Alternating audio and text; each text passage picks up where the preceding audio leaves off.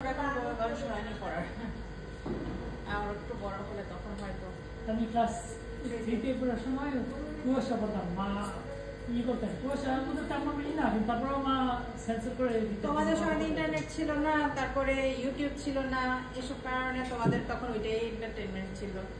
লুকে লুকে পড়া হতো, এত এন্টারটেইনমেন্টের ব্যবস্থা বাচ্চাদের।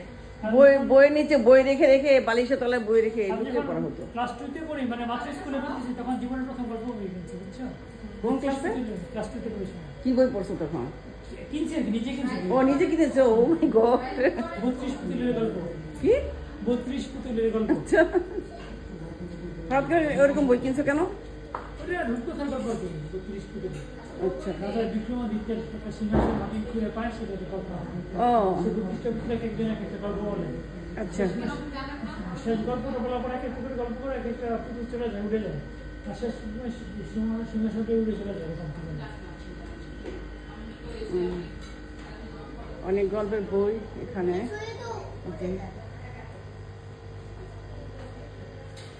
দেখো তোমার ঠিক মতো আসে কিনা আমি বুঝতেছি না, ঠিক মতো কি হচ্ছে কিনা।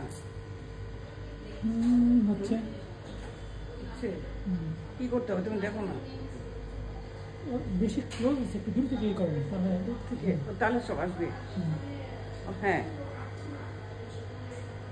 আসলে ক্যামেরাটা তো যে মানে ইয়ে করা হয়েছে যাতে কারো মাথা না আসে, মুখ না আসে, এইভাবে সেই জন্য সেরকমই হয়ে যাচ্ছে।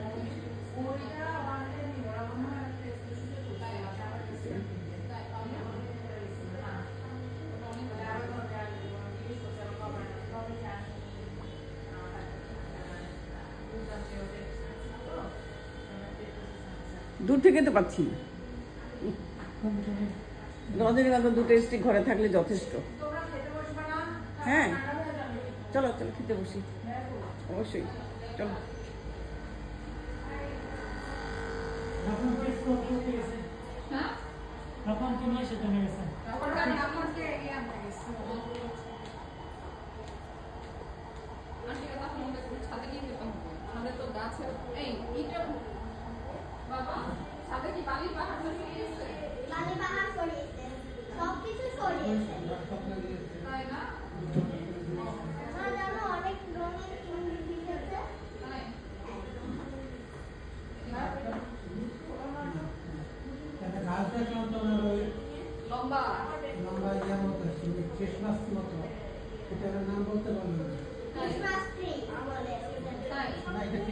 আমি অনেকদিন যাই না বাবা, অনেকদিন দেখেছি না।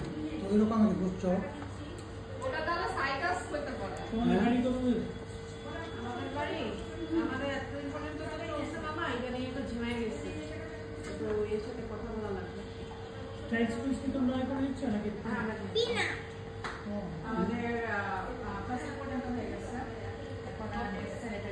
কিছু বুঝতে পারিনি আমি। দুপুরবেলা শুনি মা এরকম আমি তখন কাজ না দিয়ে